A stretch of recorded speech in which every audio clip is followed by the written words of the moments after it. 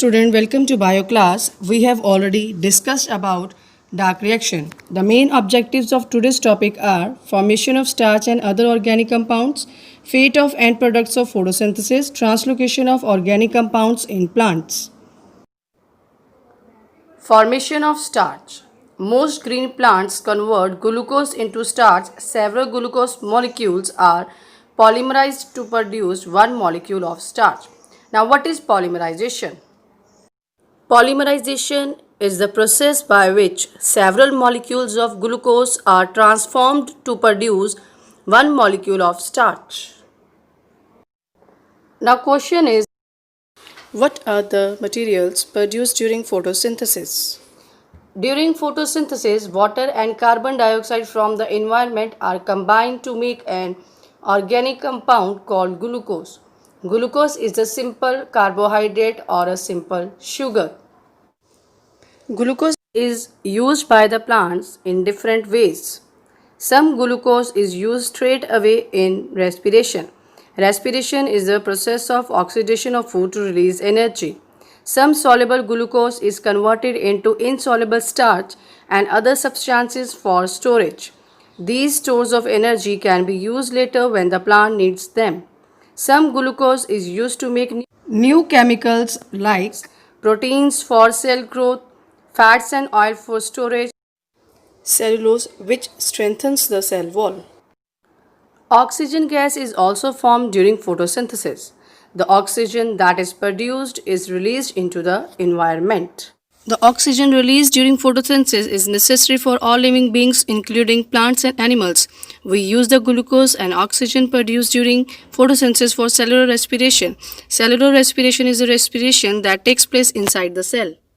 During photosynthesis,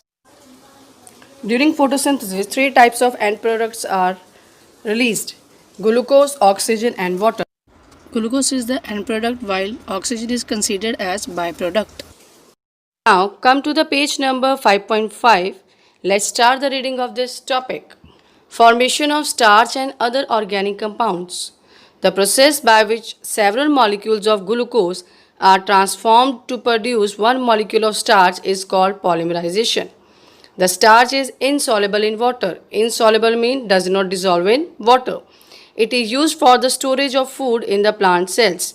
In some plants, glucose is converted into sucrose or other sugars. Fate of end products of photosynthesis. Photosynthesis results in the formation of three types of end products. Glucose, the formula of glucose is C6H12O6, a simple sugar, water and oxygen. Some of the glucose produced during photosynthesis is oxidized immediately for the release of energy required for the metabolism of cells. The rest of the glucose is converted into insoluble starch. It is stored in the cells as reserve food material. It is also transported to non-photosynthetic cells in the form of sucrose. Water produced during photosynthesis is reutilized for the continuity of this process. And oxygen produced during photosynthesis is partially utilized by the plant cells for oxidation. Rest of the oxygen is released into the atmosphere through the leaf surfaces, especially through stomata. Stomata are the tiny pores which are present in the epidermis of the leaf, surrounded by guard cells. The oxygen released helps to maintain the air composition constant. This oxygen is used by the animals and plants for the purpose of oxidation of glucose during respiration. The process of respiration releases carbon dioxide, which is utilized by the plants in photosynthesis. It means respiration and photosynthesis are antagonistic to each other. Here, antagonistic means opposite to each other and help to maintain oxygen and carbon dioxide concentration in the air constant. Respiration and photosynthesis are antagonistic and complementary to each other. Antagonistic means opposite, complementary means both the processes work together to benefit each other. The end products of photosynthesis acts as a raw material for the process of respiration, and the end products of respiration acts as a raw material for the process of photosynthesis. Fate of carbohydrates formed in photosynthesis. Carbohydrates formed in photosynthesis are used up in three main ways. First is respiration. Most cells receive sugar through phloem. This is broken down during respiration to liberate energy the cells require. In this picture, you can see most of the cells receive sugar through phloem. This is broken down during respiration to liberate energy the cells require. Second is food storage. Some of the sugar may be stored for future use either in organs such as bulbs, tubers, corms, or rhizomes, or for the next generation in seeds or fruits. Usually, the sugar is converted into starch for storage, but quite often it is stored as sucrose, as in sugarcane. In fact, many of our vegetables are really plant food storage organs. For example, potato tubers are storage stems. Carrot, turnip, and beetroots are storage roots. In many cases, carbohydrates are converted to oils for storage. For example, mustard oil and groundnut oil. In this picture, you can see some of the sugar may be stored for future use either in organs such as bulbs, tubers, corms, or rhizomes, or for the next generation in seeds or fruits. Next is growth. Sugar is also transported to actively growing parts of the plant, where these provide energy and are used in the formation of cellulose, fats, and proteins. Now, there is a question. Photosynthesis is considered as a process supporting all life on earth.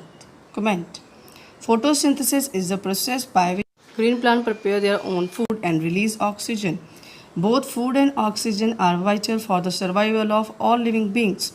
So, photosynthesis is considered as a process supporting all life on earth. Second question is, animals owe their existence to chlorophyll. Comment. Chlorophyll is necessary pigment for the process of photosynthesis.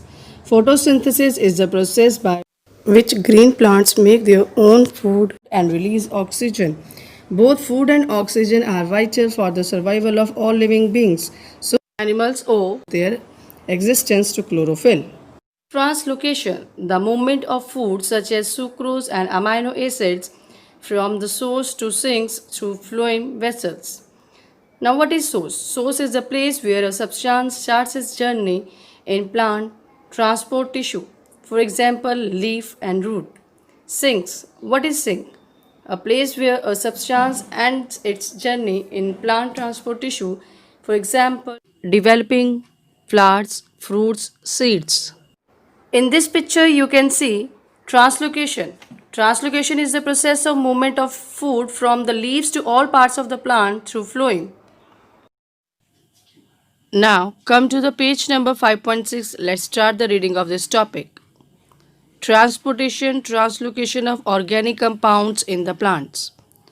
Primarily, the process of photosynthesis, that is, formation of glucose and other organic compounds, takes place in the cells of leaves. But these organic compounds are needed by all the cells of a plant.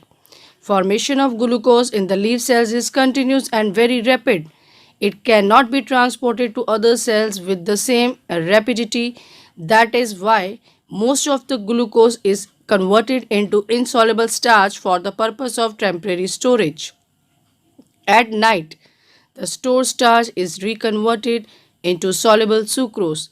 The soluble sucrose in the form of solution is translocated to all the cells of a plant. Sucrose passes through the veins of leaves down through the phloem of the stem and roots. The sucrose is converted into glucose in different cells. It is partially oxidized in respiration to release energy.